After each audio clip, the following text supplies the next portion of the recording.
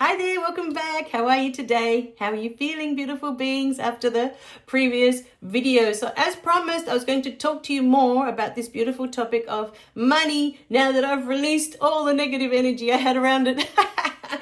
It just feels so amazing to be free of that energy. Now, the realization I had this morning as I was thinking of it is I had the same negative energy around the word God, and I know people still do. You know, for such a long time, because of everything I was taught in church, I just had this rejection for the word God. I couldn't use it for such a long time. Whenever that word came up, there was just this resistance, this energy of, no, I don't want that. I don't want to be told anymore what to believe or what's real or what's not by the church. I was done, you know. And it took a long time. I couldn't say the word God. It took a really long time. I think it's only been in the last 5 years. So I spent a good over 40 years not being able to use that word. And so when you understand that it is all spirit and it's all serving you, and all those years in church being taught all that stuff that wasn't real about God, you know, for a long time I was really angry at the church. How can they do that to a small child? Make them believe all these things that aren't real. How can they do that? I felt like something had been taken away from me. But then when you realize that it's all spirit and you realize your spirit in human form, I understood, oh, I came to have that experience. Because through that experience was that I felt the most separate from God. We come here to experience separation. And I couldn't have felt more separate than from what I was taught in church. God's all the way up there, high and mighty, unreachable. So were all the angels, you know, and we're just mere mortals down here. Unreachable, unattainable. But when I realized the truth and I had a moment completely with spirit, and I understood, oh, okay, I was meant to go through all that, to know what it's like, to really know what it's like, to be separate. How does that feel, to be separate from spirit? Outside of this lifetime, when we leave this 3D reality, we don't know what that is. We reconnect, we are one with spirit again. We don't know what it is. You know, and I just find it fascinating that we can have this experience here, to know what it's like to be separate. So, for such a huge part of my life, you know, I had this anger towards that word, God. I just couldn't even hear it. I couldn't say it. I couldn't think it. Whenever I did, there was all this anger that came up in me. Until I resolved why that energy was there. And the same has only recently just happened with money. Understanding why I had that relationship with money. You see, it's almost like money becomes your parent when you become an adult. As a child, we're always looking for permission. You know, you're not allowed to do this, you're not allowed to do that, and you're not allowed, there's so many rules as a child. You're not allowed. We always have to look to our parent. For me, it was always my mother. You know, always having to look to my mother for permission. Can I? Am I allowed? Can I? And so what happens? We go into our adult years with this habit that we need to ask permission. But now we're a grown-up. We don't get on the phone, hey, Mom, you know, can I? You've got your own life now. You've probably got your own children. But we use money to keep that relationship. We look at our bank account. Oh, no, I'm not allowed. I'm not allowed to get that. I don't have the money. I don't have permission. Do you see the relationship? And all those feelings that parent made you feel, that you're not good enough, that you're not worthy, that you don't deserve, Think about the word money. Sit with that right now. Say it out loud. Money. And do you see the same feelings coming up? I don't deserve.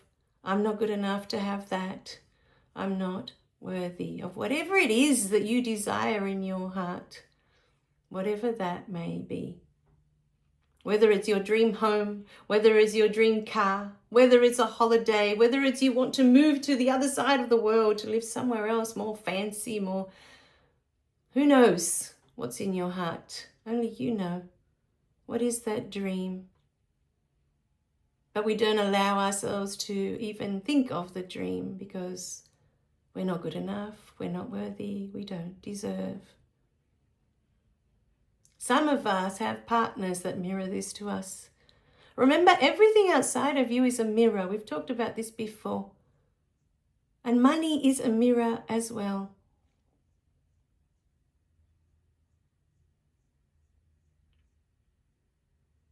And for me, the biggest one was that when I was 5 and I was told to stop talking to Jesus, and in that moment, he stepped away to allow me to have this beautiful human experience. It would have been so different if I had him by my side the whole time, because I wouldn't have known what does it feel like to be abandoned. That's how I felt when he walked away. I would go to church week after week after week, and I couldn't see him and I couldn't hear him. I felt so alone. I couldn't have experienced that if he'd have stayed. I couldn't have had that experience. I wouldn't have known what that was like. And that wouldn't have led me. There was no way I could have got to my first depression, that I didn't want to be here anymore, because I was so alone and I felt so abandoned and I felt so unloved, unsupported, unseen, unheard. But what happened? At that moment when I was 5 years old, I made a decision. When my parents said that I needed to stop talking to Jesus and he disappeared, to me, expressing myself, saying the beautiful things that are happening to me, the beautiful things, sharing what is in my heart, means that the things that mattered to me most were taken away. The one thing I loved the most was taken away because I told my parents that I was talking to him. Now, in my mum's defense, I don't know if I've already expressed this story. When her parents died at the age of 5, Mother Mary came to her. I grew up with this beautiful story. She always told us because we were little, and of course we'd believe her, you know. But what she never said to me, that I was shown recently when this truth was revealed for me, is that when she spoke up of Mother Mary appearing and talking to her and being there for her, the aunt that took her in kept telling her to stop lying, to stop making things up. And she would beat her. She would, give her severe beatings and tell her to be quiet, to stop saying things that aren't true, to stop making things up. And I was shown over and over and over again as she tried to express herself that this was the outcome for her. So of course, when I started to express that I'm talking to Jesus, that's all she could see. Not that she would reject me, because she'd already been through it, but she was protecting me from that rejection in the world. If I went to school and I said to my teacher, Jesus says, whatever it was he was saying for that day, oh, Jesus just told me, how do you think that would have gone down in school? You think the teacher might have approached my parents, have a conversation? Maybe she needs a little bit of help maybe she needs to go to a mental institution, or this is not normal. Normal children don't talk like this. So they were protecting me. My mum had already been through it. I just didn't know until I was shown what she had been through. And so, my beautiful beings, for me, being seen was not safe. Being heard, not safe. because of the beautiful being that I was relying on, that was there for me, that supported me, that loved me unconditionally, that saw me for who I was, for who I am, was taken away. And so what I realized recently is I haven't stepped into my full potential yet. And that is the reason. That was the reason. I didn't feel safe enough to be seen. I didn't feel safe enough to be heard. And for most of that, I was using money to keep myself small. Oh, I can't afford to do that course, to learn how to market better so that I can reach the people that need this information, the people that need these courses, the people that need these books. Keep myself small. If I'm not seen and I'm not heard, then I'm safe. This was the belief. But if I'd have stayed in that space, if I wouldn't have come back to YouTube to keep talking to you, how can I serve you? How can I help you? You see?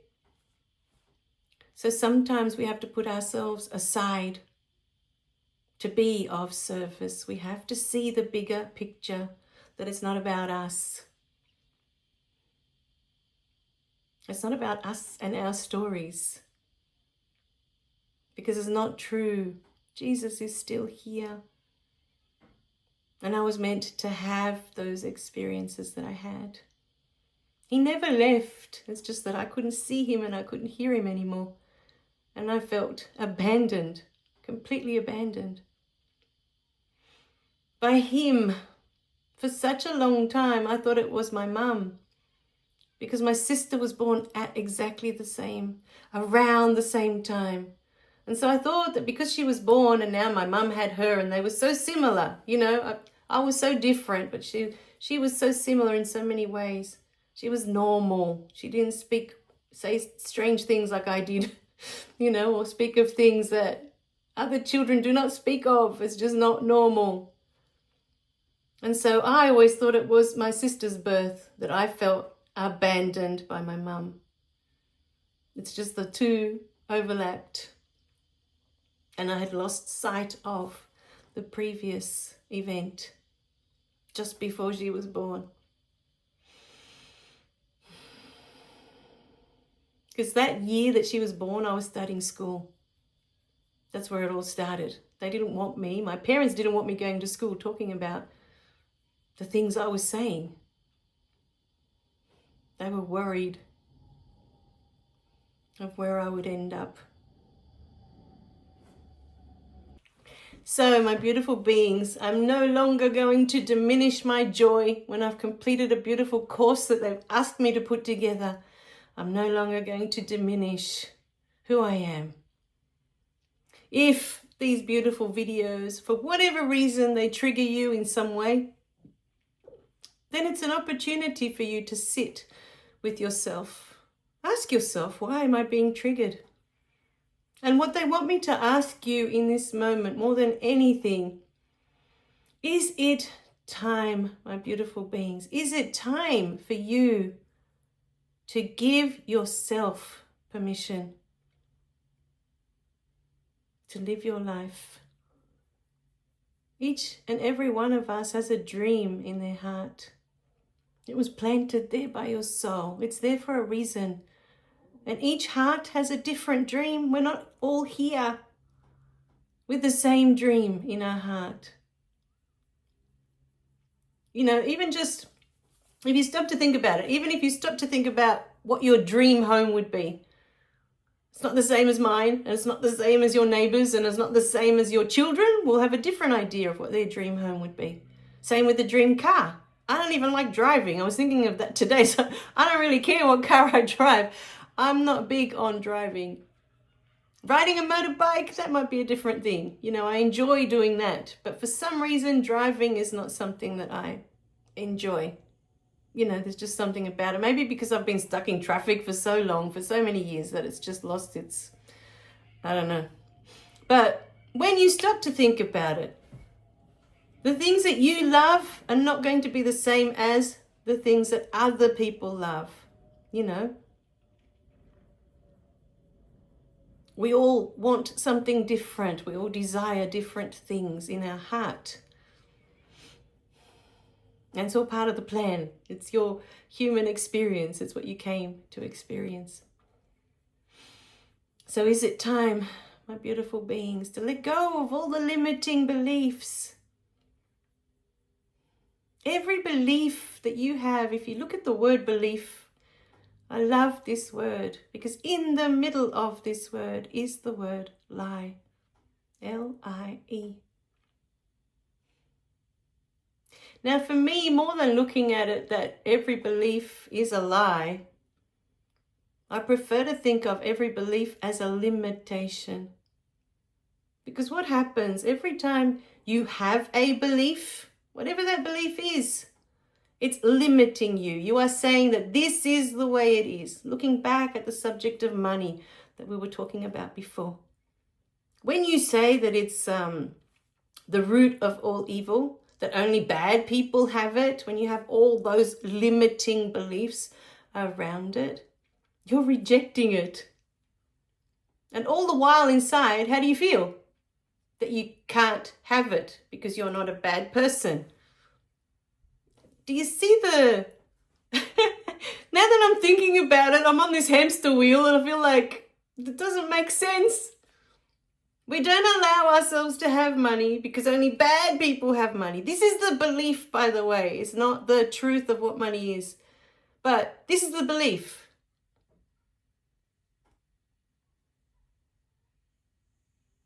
But all the while inside you feel bad because you can't have the things that you want to have that cost money.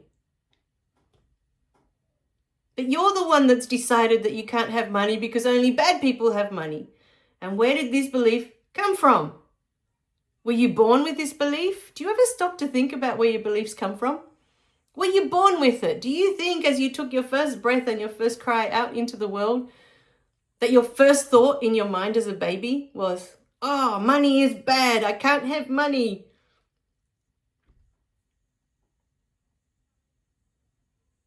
Every belief we have limits us. It says that this is the way it is and nothing else is possible.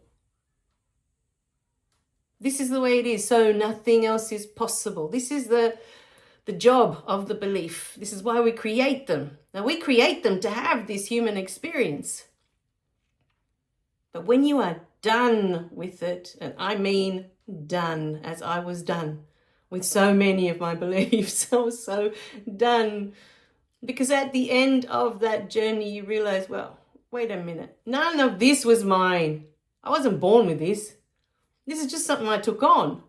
It was something that was dumped on me in my childhood so that I could have this human experience.